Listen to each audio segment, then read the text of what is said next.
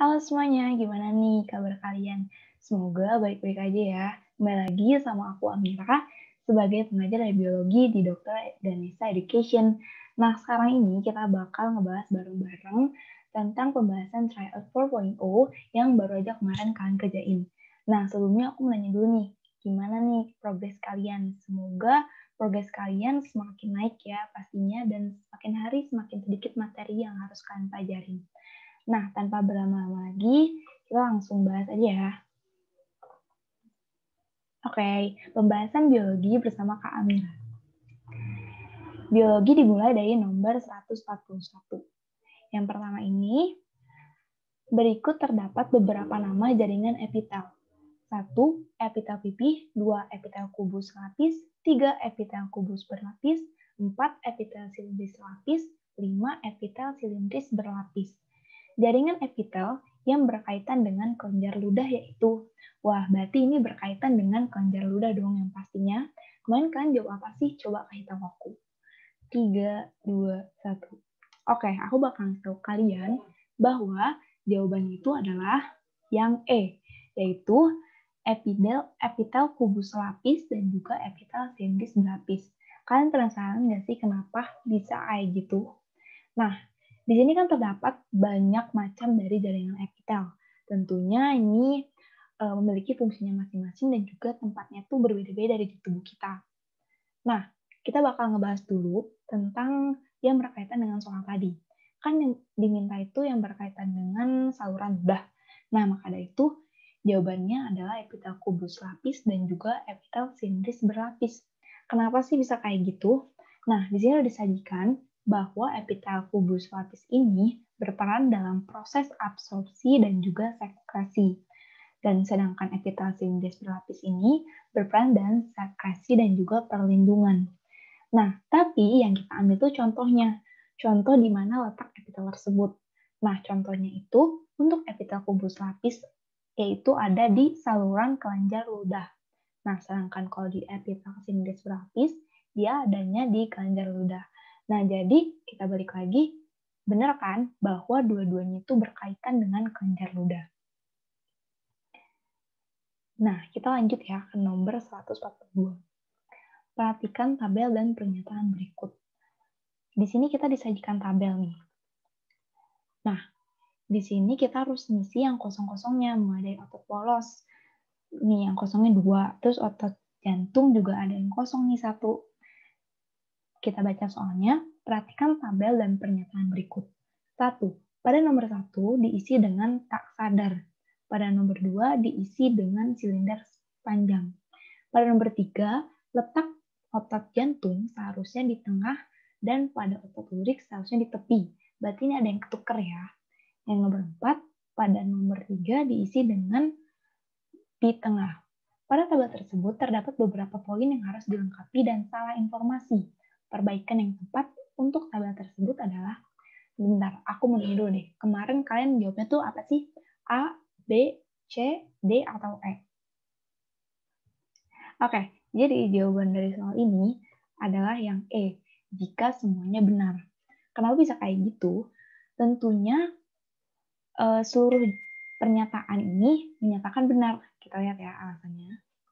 Nih, di sini disajikan tabel yang tadi bahwa aspek pembeda dari otot polos, jantung, dan juga lurik itu semuanya tuh ditabelkan agar lebih mudah. Nah, kalau menurut aku, tips untuk mempersingkat waktunya, kalian harus bisa mengenal dari opsi pilihan jawabannya. Yaitu misalnya yang pertama itu kan 1, 2, 3, yang B-nya itu 1, 3. Nih, ini nih, kalian harus hafal ini nih, yang opsi A, B, C, D, E-nya ini. Kenapa? Biar kalian tinggal fokus ke soalnya. Nah, kalau untuk jawaban dari soal ini, semua pernyataan ini benar jika dimasukkan ke dalam tabel. Jadi, jawabannya adalah yang E, jika semuanya benar. Nah, ini nih tabel yang kebenarnya. Lanjut ke nomor 143. Diameter batang pohon jati lebih lebar daripada diameter batang pohon jagung. Hal ini karena batang pohon jati memiliki A. Meristem apikal, B. Meristem primer, C. Meristem intraalar, D. Meristem sekunder, dan E. Meristem aksilar. Nah, kalian kemudian jawabnya apa nih? A, B, C, D, atau E? 3, 2, 1. Oke, aku bakal ngasih tahu kalian bahwa jawaban dari soal ini adalah meristem sekunder. Kenapa sih bisa kayak gitu? Nah, kita lihat dari pohon jati ini. Pohon jati ini tentunya pastinya akan melebar seiring berjalannya waktu. Kenapa demikian? Yang pastinya meristem sekunder itu kan berasalnya dari jaringan dewasa. Nah, maka dari itu dia akan berlanjut ke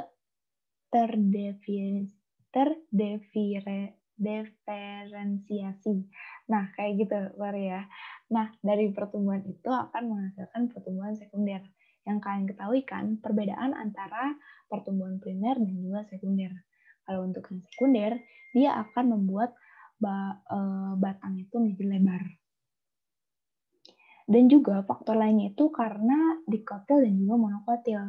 Kalau misalnya tumbuhan yang memiliki kambium, maka dia akan berlanjut untuk melaksanakan pertumbuhan sekunder tadi. Tapi jika tidak memiliki kambium, maka dia tidak bisa lanjut ke pertumbuhan sekunder. Atau bagi yang monokotil itu dia tidak memiliki kambium. Lanjut ke nomor 144. Sirkulasi dalam berbagai bentuk melalui alam yang semua unsurnya melalui tahap daur ulang. Siklus ini terlibat dengan transfer energi dan dalam perjalanan informasi genetik pada asam deoksiribonukleat atau DNA dari semua sel. Siklus ini tergolong langka. Siklus ini disebut dengan, di sini disajikan soal mengenai siklus atau daur. Nah, daurnya sendiri sudah disajikan nih, antara A, B, C, D, E. Kalian kemudian jawabnya apa nih? Apakah daur air, atau nitrogen, karbon, oksigen, atau fosfor? Nah, jadi jawaban dari soal ini adalah daur fosfor.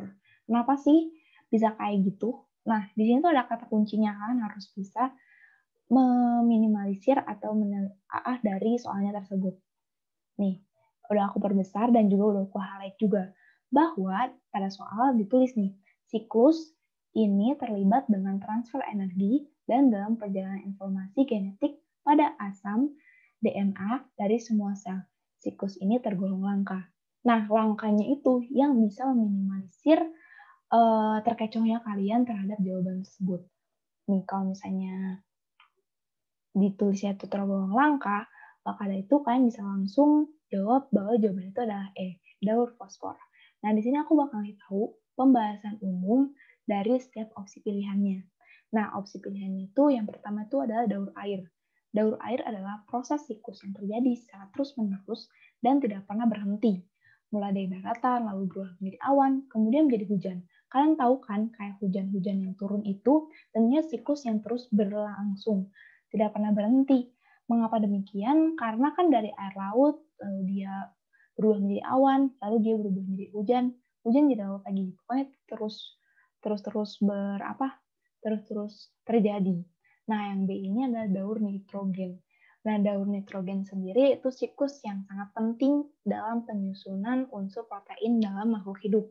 Protein tersebut biasanya diperoleh dari tumbuhan hijau dalam bentuk amonia dan nitrat. Dan juga yang C, yaitu daur karbon, adalah salah satu bentuk dari daur biogeokimia. Dan yang D, yaitu daur oksigen, yaitu proses pertukaran antara oksigen dan karbon monoksida atau karbon dioksida melalui proses fotosintesis. Nah, sebenarnya ini pengetahuan umum aja supaya kalian tahu pembahasan dari opsi-opsi yang sudah disajikan. Oke, lanjut ke nomor 145. Di sini disajikan persamaan yang dimiliki oleh polisakarida, lipid, dan juga protein, yaitu 1. Polisakarida, lipid, dan protein akan dipecah menjadi monomer melalui reaksi hidrolisis. Yang keduanya, pembentukan asam laktat oleh hewan dan manusia. Yang ketiga, merupakan hasil sintesis dari monomer dengan reaksi dehidrasi. Dan yang keempat, didekomposisi dengan reaksi dehidrasi agar menjadi subunit. Nah, dari soal ini kita harus mencari persamaan.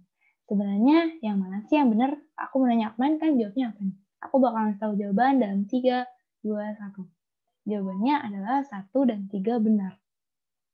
Kenapa bisa kayak gitu? Nah, kita lanjut ke pembahasannya ya. Nih, di sini sudah disajikan mana aja yang salah.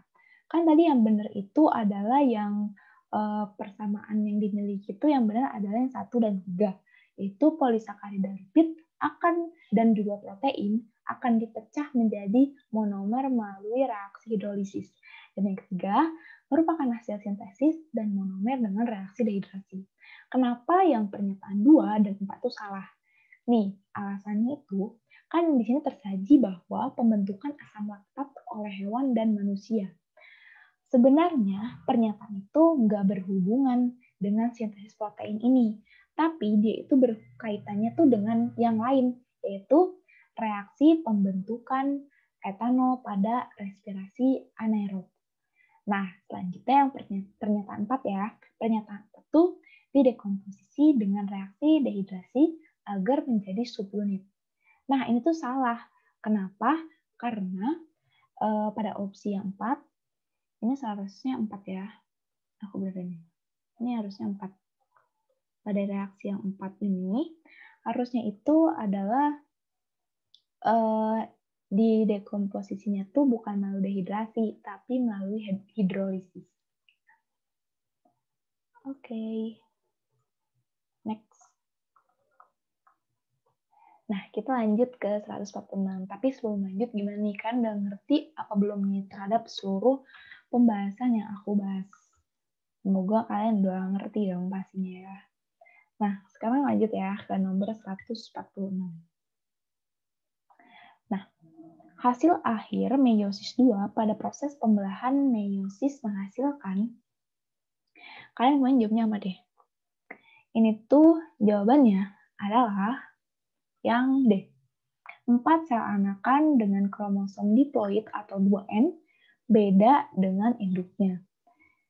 Nah, semoga kalian jawabannya benar ya, yang pasti ini karena ini tentang sel dan juga tentang pembelahan. Pasti kalian udah pada jago-jago banget dong pastinya. Nah, alasannya tuh kenapa? Karena dari sini kan kita udah lihat nih ya, pembelahan dari meiosis 2. Nah, pembelahan dari meiosis 2-nya sendiri itu akan menghasilkan 4 sel anakan dengan kromosom diploid atau 2N dan juga berbeda dengan induknya pastinya. Nah, di sini aku bakal ngasih pengetahuan umumnya juga, pembahasan umumnya dari opsi yang tadi. Kenapa sih bisa yang opsi A itu salah? Karena di sini tuh dia dipaparkan bahwa 2 sel anakan dengan kromosom haploid yang berarti N. Kan tahu kan bahwa itu tuh bukan hasil dari proses meiosis 2, tapi dia merupakan hasil akhir dari meiosis 1.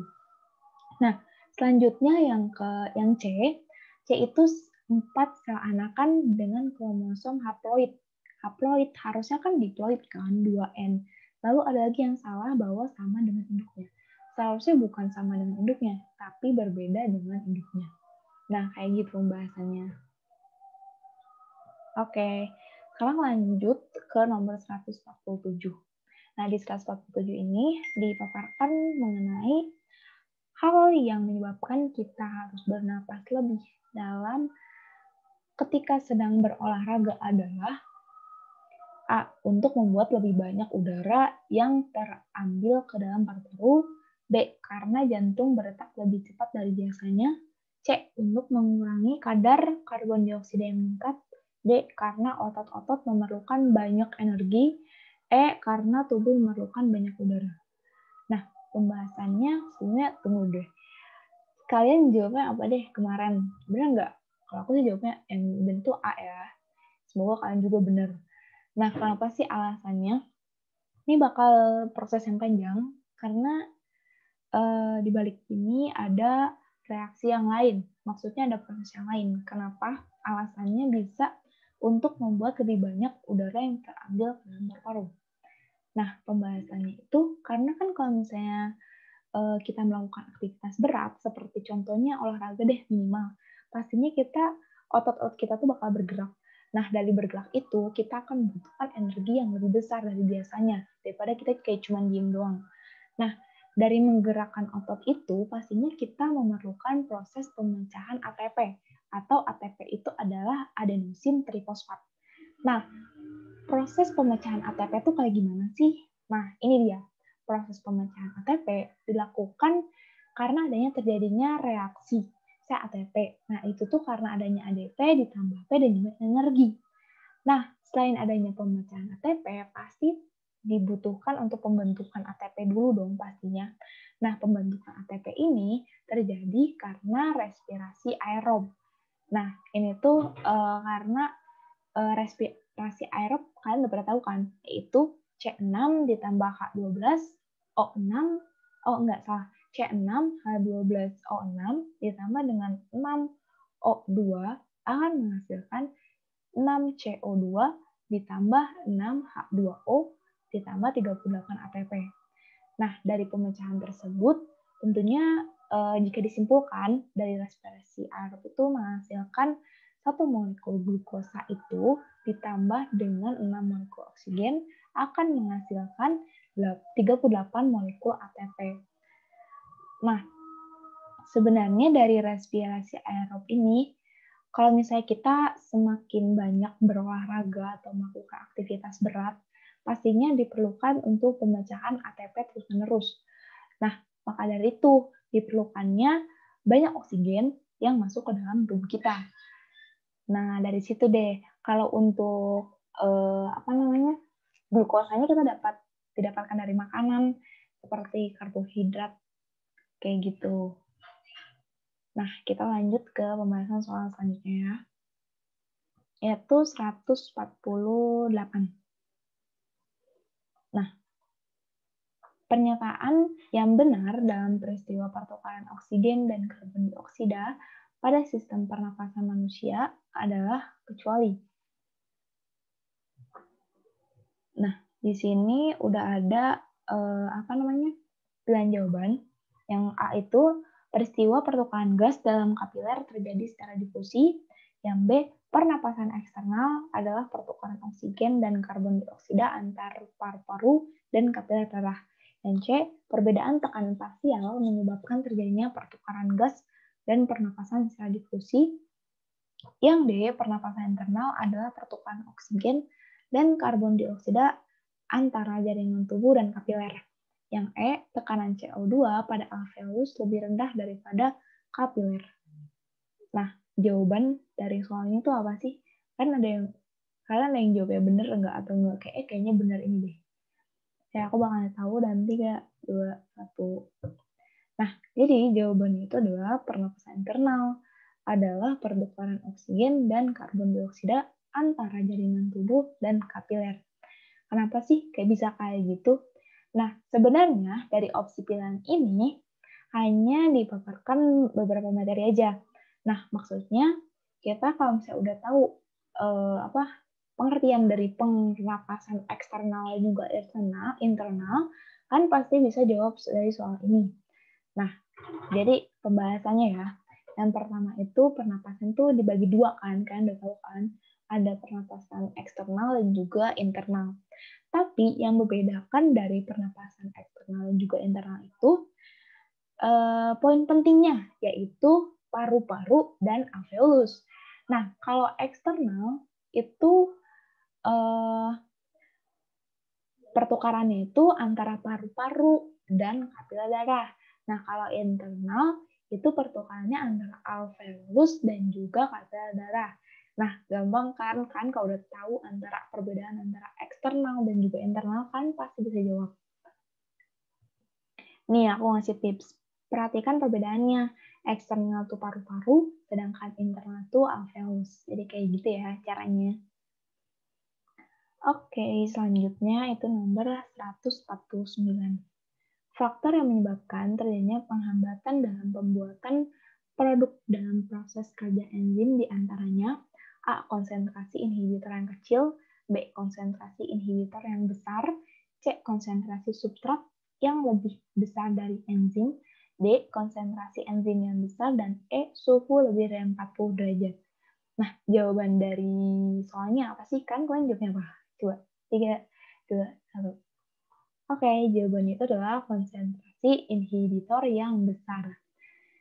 Nah, pembahasannya yaitu faktor yang mempengaruhi dari kerja enzim itu kan ada beberapa ya, seperti konsentrasi enzim dan kofaktor, konsentrasi substrat, lalu konsentrasi inhibitor, suhu, dan pH itu mempengaruhi kerjanya enzim.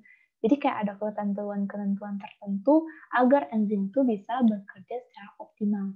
Nah, kalau misalnya secara tadi, yang soal tadi, yang menyebabkan penghambatan dalam pembuatan produk.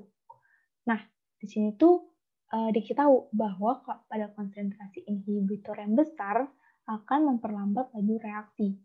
Jadi kalau misalnya konsentrasi inhibitornya lebih besar dari biasanya, maka itu akan memperlambat laju reaksi. Jadi laju reaksinya itu jadi lambat dan juga pembuatan produknya juga pasti akan terhambat dong pastinya. Nah, kita coba ngasih pembahasan umum dari setiap opsi pilihannya. Nah, yang C-nya, konsentrasi substrat yang lebih besar dari enzim. Nah, ini tuh sebenarnya salah, karena kenapa nggak pilih yang C? Itu alasannya karena konsentrasi substrat yang lebih besar akan menimbulkan konsentrasi substrat jenuh atau laju reaksinya tuh maksimum. Kan kalau di soal tuh konsentrasi yang memperhambat. Nah, sedangkan kalau misalnya yang ini itu beda cerita sama yang tadi. Ini kan konsentrasinya substrat, bukan inhibitor kalau di soal ya. Kalau di soal kan yang berkaitannya dengan inhibitor. Nah, kalau yang C itu konsentrasi substrat. Nah, kalau konsentrasi substrat dia lebih besar dari biasanya, maka dia akan menimbulkan konsentrasi substrat yang jenuh. Jadi, menyebabkan adanya substrat yang tidak dikatalis. Nah, opsi yang D dan E juga memiliki alasan sendiri. Konsentrasi enzim yang besar. Sebenarnya, kalau konsentrasi enzim yang lebih besar dari substrat, dia akan mempercepat laju reaksi kan pastinya. Nah, kalau kita balik lagi, kalau di soal itu memperlambat ya, bukan mempercepat. Nah, kalau di yang konsentrasi enzim yang besar kan dia mempercepat, bukan memperlambat. Nah, selanjutnya yang E, itu suhu lebih dari 40 derajat. Nah, ini tuh salah. Kenapa? Karena kalau misalnya suhunya lebih dari 40 derajat, dia akan menyebabkan rusak akibat adanya denaturasi protein. Nah, mungkin itu pembahasan dari opsi pilihan yang udah diberikan dari soal. Nah, selanjutnya kita lanjut ke 150.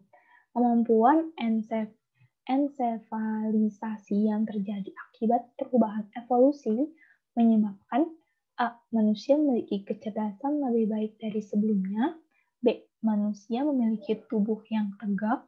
C. Manusia dapat berjalan. Dan E. Darat menjadi tempat hidup manusia. Yang E. Memiliki tulang ekor yang semakin kecil. Nah, di sini kalian pada jawabnya tuh apa sih? 3, 2, 1. Oke, jadi jawaban itu adalah manusia memiliki kecerdasan lebih baik dari sebelumnya. Di sini materi tentang evolusi ya. Tapi materi evolusi ini dikerucutkan lagi masuk ke kemampuan ensefalisasi. Sebenarnya apa sih pengertian dari kemampuan ensefalisasi? Nah, kemampuan dari ensefalisasi adalah perkembangan volume otak dibandingkan tubuh. Nah, dari evolusi yang terjadi pada manusia ini, itu membuat volume otak pastinya semakin besar dong. Tapi selain semakin besar, pastinya kecerdasan yang dimiliki pun lebih baik dari sebelumnya. Nah, maka dari itu, kenapa dari soal nomor 150 ini hasil jawabannya adalah memiliki kecerdasan yang lebih baik dari sebelumnya. Kan kemampuan ensefalisasi ini berkaitan dengan otak, bukan fisik. Kan kalau yang B kayak manusia memiliki tubuh yang tegak, manusia dapat berjalan, itu kan kemampuan. Dapat darat menjadi tempat hidup manusia, itu kan environment ya, itu lingkungan. Yang E memiliki tulang ekor yang semakin kecil, itu fisik kan, bukan masalah otak. Oke, lanjut ke nomor 151. Nah, tumbuhan yang memiliki jaringan meristem berpotensi untuk melakukan pembelahan. Sebab, totipotensi merupakan suatu kemampuan sel untuk berkembang dan menjadi individu yang baru dengan organ yang lengkap. Nah, jawaban sebab antara pernyataan dan alasan ini kalian main jawabnya apa nih? 3, 2, 1. Oke, jadi jawaban dari soal ini adalah yang B. Jika pernyataan benar, alasan benar, tetapi keduanya tidak menunjukkan hubungan sebab dan akibat. Nah, pembahasannya itu adalah kita harus tahu dulu pengertian dari sifat totipoten. Nah, sifat totipoten ini adalah suatu kemampuan pada sel atau jaringan atau organ pada tumbuhan yang mungkin untuk tumbuh lagi menjadi suatu individu yang utuh. Nah, sifat ini umumnya dimanfaatkan dalam teknik kultur jaringan dong pastinya. Nah, dari kita lihat dulu ya, si tumbuhan ini memiliki jaringan meristem berpotensi untuk melakukan pembelahan. Setiap tumbuhan pastinya memiliki beberapa jaringan seperti yang tadi soal tadi sebelumnya, meristem, lalu yang lain-lainnya itu. Nah, itu tuh pastinya memiliki fungsinya masing-masing. Sedangkan meristem ini berfungsi untuk melakukan pembelahan. Benar. Sedangkan alasannya, totipotensi merupakan suatu kemampuan sel untuk berkembang dan menjadi individu baru. Benar juga dong pastinya. Tapi, keduanya tidak menunjukkan saling keterkaitan. Yang atas membahas tentang jaringan meristem, sedangkan yang bawah membahas tentang sifatnya sendiri atau totipotensi. Nah, maka dari itu, mereka benar alasan dan juga pernyataannya, tapi tidak menunjukkan suatu hubungan sebab akibat. Oke, selanjutnya itu nomor 152. Gimana nih? Udah 11 soal kita bahas. Semoga kalian tetap semangat ya pastinya, dan juga semoga kalian ngerti terhadap apa yang aku jelasin. Nah, nomor 152 yaitu perhatikan pernyataan berikut. 1. Ukuran populasi harus besar. 2. Terjadi mutasi. 3. Perkawinan acak. 4. Tidak terjadi seleksi alam. Pada pernyataan tersebut, kondisi yang sesuai dengan pada prinsip kesetimbangan Hardy-Weinberg yang memiliki frekuensi alel dan juga genotip selalu konstan dari generasi ke generasi. Jawabannya itu yang mana? Nih, ada lagi nih, opsi pilihan yang harus kalian ketahui agar menghemat waktu. Nah, jawaban dari soal ini apa sih? Oke, jadi jawabannya itu adalah yang B. Jika 1 dan 3 benar. Alasannya tuh kenapa sih? Kita lanjut ke pembahasannya ya. Nih, kita harus tahu dulu dari prinsip pada kesetimbangan Hardy-Weinberg ini. Yang pertama, ukuran populasi harus besar. Ada isolasi dari populasi lain. 3, tidak terjadi mutasi. Dan yang 4, perkawinan acak. Dan yang 5, tidak terjadi seleksi alam. Nah, pada pernyataan ini, yang benar itu yang 1 dan juga yang 3. Nah, kalau yang nomor 4, nih, nomor 1, ukuran populasi harus besar. Ukuran populasi harus besar. Benar kan? Yang kedua, terjadi mutasi. Tidak terjadi mutasi. Berarti salah dong nomor 2. Nah, maka dari itu, kita lanjut ke pernyataan 3. Perkawinan acak. Perkawinan acak. Nih, poin 4 menyatakan perkawinan acak. Berarti benar dong. Oke, kita punya poin 1 dan 3 benar. Kita cek lagi ya, nomor 4. Tidak terjadi seleksi alam. Dan pada hasilnya tidak terjadi seleksi alam. Benar kan tidak terjadi seleksi alam? Tapi, kalau misalnya di UTBK kayak gini, kan ada opsi pilihan tertentu atau opsi pilihan istimewa. Nah, kalau misalnya yang 1 benar, otomatis yang ketiga benar. Kalau emang yang nomor 2-nya salah.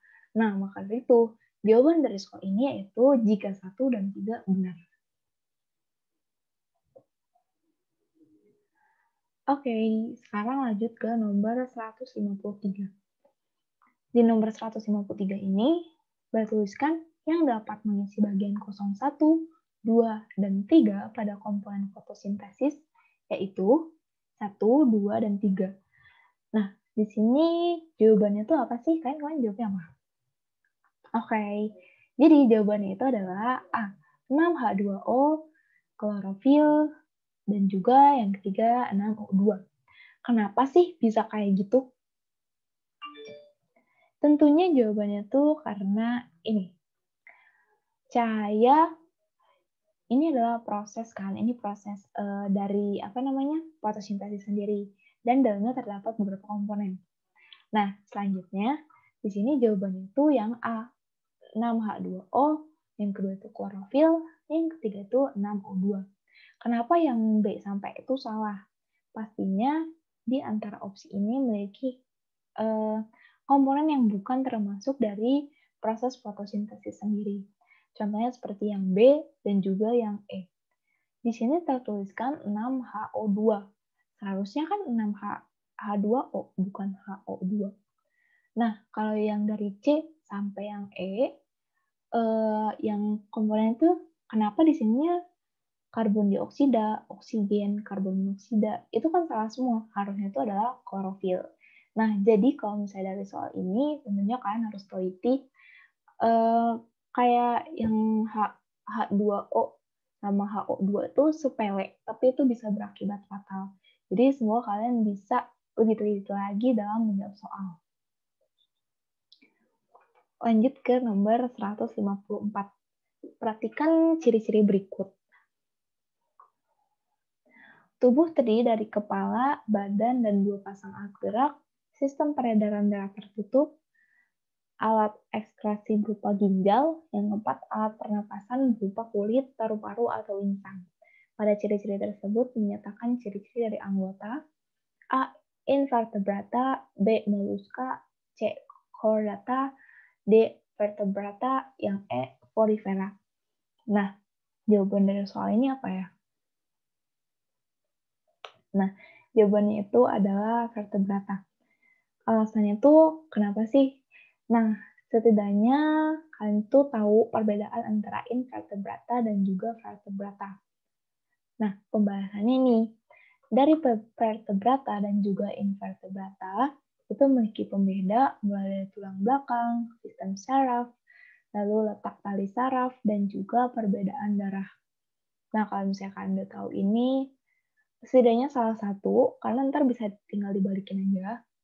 Kalau emang itu kebalikannya. Nah, itu kalian bisa langsung jawab dari soal nomor 154. Nah, selanjutnya nomor 155. Mengapa lisosom hanya terdapat pada sel hewan?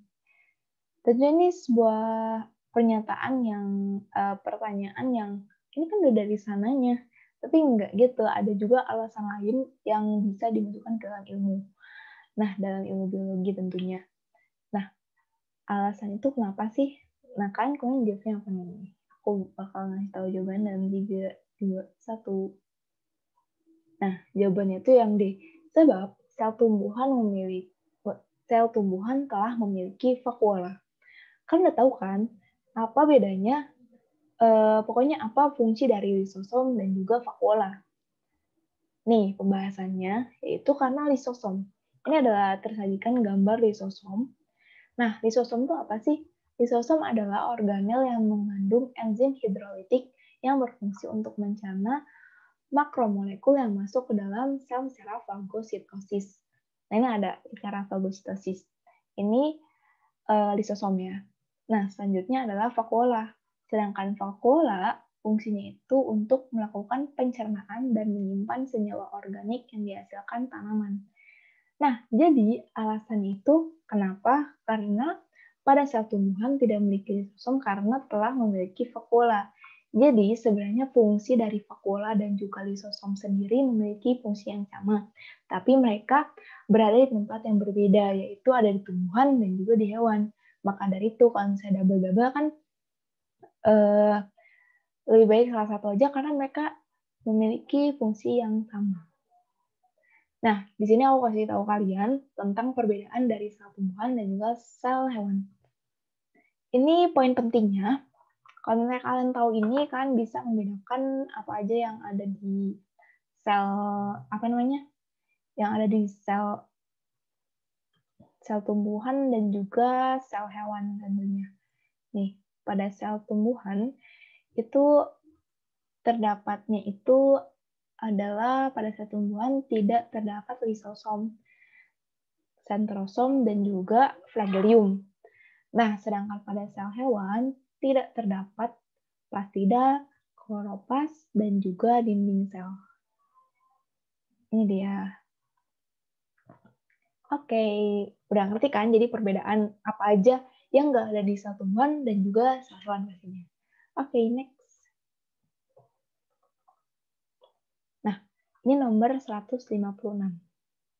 Pada film Arthropoda, sistem pernapasan yang digunakan oleh kelas Crustacea dan Myriapoda yaitu, wah, aku akuin ini soal susah sih. Karena kalian harus hafal dari film-filmnya sendiri dan juga pernapasannya. Nah, selain itu, kalian juga harus teliti banget. Kalian kayak harus baca secara skimming, tapi kalian tahu maknanya tuh apa, atau pernyataan yang dibuat tuh apa. Kemarin kalian jawabnya apa tuh? Aku bakalnya tahu dalam 3, 2, 1. Oke, jadi jawaban itu adalah menggunakan insang pada kepala dan menggunakan trakea pada ruas abdomennya. Nah, di sini aku bakal langsung ngasih aja pembahasan yang secara umum. Jadi aku langsung sajiin aja seluruh film yang ada. Nih, sistem pernapasan pada kelas Crustacea, Arachnida, Myriapoda, dan juga Insecta. Nah, masing-masing memiliki sistem pernapasan yang berbeda pastinya. Nah, perbedaan ini memiliki pernapasan sistemnya tuh masing-masing gitu. Nah, kalau misalnya kalian lihat, di sini ada Crustacea, ada Arachnida, ada Myriapoda, dan juga ada Insecta. Nah, ini memiliki sistem pernapasan yang berbeda-beda. Ada yang pakai insang, ada yang pakai paru-paru, ada yang pakai trakea, dan juga ada yang trakea tapi berhubungan dengan stigma. Nah, jadi kan harus tahu dong, pastinya harus menghafal semua ini. Oke, gimana ya? Udah ngerti kan? Kita lanjut ke nomor 157. Oke, nomor 157. Pertanyaan sebab dan akibat. Hormon giberelin memiliki beberapa peran dalam proses perkembangan biji, pertumbuhan bunga, dan biji partenokarpi, dan lainnya.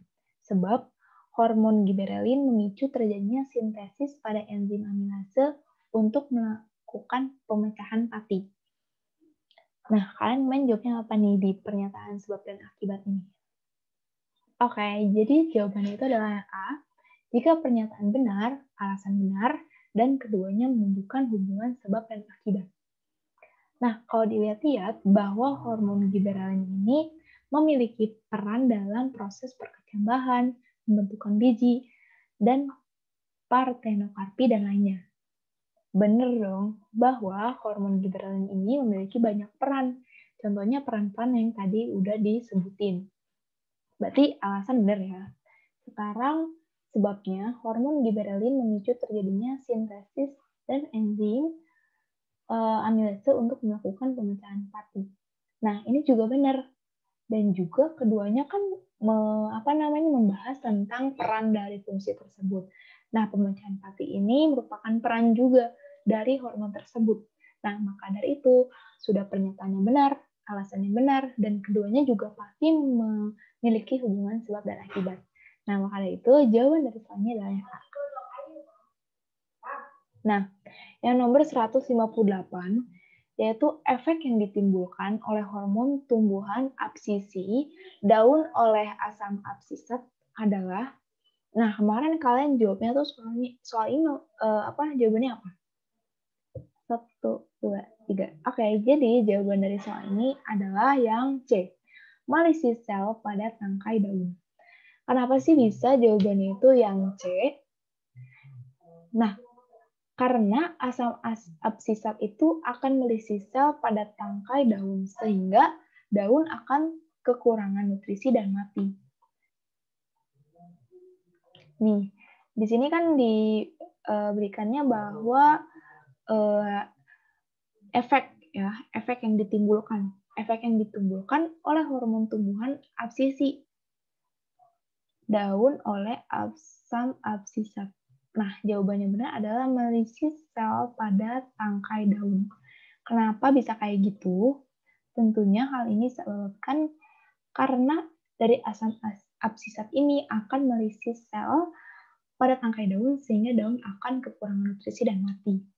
Nah, selanjutnya aku bakal ngasih tahu kalian tentang pembahasan umum dari setiap pilihan jawaban yang dikasih. Oke, jadi yang A itu pertumbuhan beralih ke sisi yang tidak terkena cahaya. Nah, ini tuh salah karena seharusnya tuh pertumbuhan tuh beralih ke sisi yang tidak terkena cahaya itu bukan proses dari ini oleh yang hormon asam absisat ini dan tumbuhan absisi. Jadi ini tuh merupakan opsi pilihan yang berkaitan dengan proses pembengkokan arah tumbuh. Nah, selanjutnya ada juga opsi pilihan yang B, D, dan E. Nah, berdaun kecil dan tipis. Ini tuh sebenarnya bukan berkaitan. Ini tuh merupakan salah satu hasil dari tumbuhan yang etiolasi. Nah, yang D, mengeluarkan getah pada daerah luka. Ini tuh tidak berhubungan, tapi ini merupakan salah satu proses di mana cara tumbuhan menyembuhkan luka. Dan cara menyembuhkan luka ini dilakukan oleh asam traumalin, ya. Nah, yang lain itu mengalami klorosis. Mengalami klorosis ini merupakan salah satu hasil dari tumbuhan etiolasi, sama nih kayak yang opsi pilihan B. Jadi kayak gitu ya. Kenapa bisa jawabannya itu tadi adalah yang C, yaitu melisis sel pada tangkai daun. Oh, udah bentar lagi nih, kita 2 soal lagi ya. 129. Salah satu enzim yang berperan pada proses PCR di laboratorium adalah, nih, soal enzim ini muncul lagi. Kalau misalnya kalian udah ngebahas soal tryout kedua, kalau nggak salah ya, tryout kedua, kalian cek lagi deh. Di situ ada soal yang berkaitan dengan enzim-enzim kayak helikase, pokoknya yang berkaitan dengan pemotongan DNA. Seperti replikasi DNA, yang berkaitan dengan replikasi DNA. Kan kalau misalnya udah hatam atau udah ngebahas itu soal dari soal tryout sebelumnya, kan pasti bisa jawab soal ini. Yang ini kita bahas ya. Yang A, helikase, B, DNA ligase, C, transkriptase, D, DNA polimerase, E, Taq polimerase. Ini aku ingat banget ada soal di soal tryout sebelumnya, kan harus cek dan juga bahas lagi. Ini ada jawabannya. Nah, kan tahu nggak jawaban dari soalnya apa? 3, 2, 1. Oke, jawaban dari soal ini adalah yang E, yaitu Taq polimerase. Kenapa demikian? Karena memang enzim Taq polimerase ini berperan dalam proses PCR laboratorium. Sedangkan dari DNA heligase, transkriptase, polimerase, dan juga helikase, itu prosesnya tuh ada di soal tryout sebelumnya. Jadi pastiin dulu kalian udah ngebahas soal tryout sebelumnya ya. Kalian pasti tahu deh kenapa jawaban itu bisa Taq polimerase, dan juga kan bisa punya pengetahuan lain tentang fungsi-fungsi dari enzim di sini. Oke, selanjutnya nomor 160, ini soal terakhir. Semoga kalian sudah, dari seluruh soal yang kita bahas tadi, kalian ingat dan juga hafal. Tentunya semoga bisa memudahkan kalian dalam UTBK nanti. 160, pada proses pencernaan usus halus mendapatkan bantuan enzim dari getah pankreas. Enzim yang tidak terdapat pada getah pankreas yaitu, kan kemarin jawabnya apa nih? 1, 2, 3. Jadi, jawaban dari soal ini adalah yang D, enzim sukrase. Kenapa bisa enzim sukrase? Karena enzim sukrase ini kita kasih tahu dulu ya. fungsinya tuh mengubah sukrosa menjadi glukosa dan juga fruktosa. Nah, dari sebenarnya ini fruktosa ya, kayak ini salah. Oke, jadi enzimnya ini adalah sukrase. Kenapa bisa kayak gitu? Nah, jadi yang pertama itu kalau misalnya dalam suatu proses, itu yang pertama pastinya proses pencernaannya. Masuk dulu ke mulut. Nah, dari mulut itu terjadinya suatu mekanik, dan kan itu kan oleh gigi.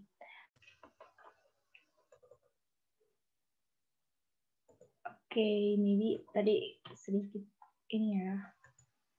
Oke, kita lanjutin ke nomor 160.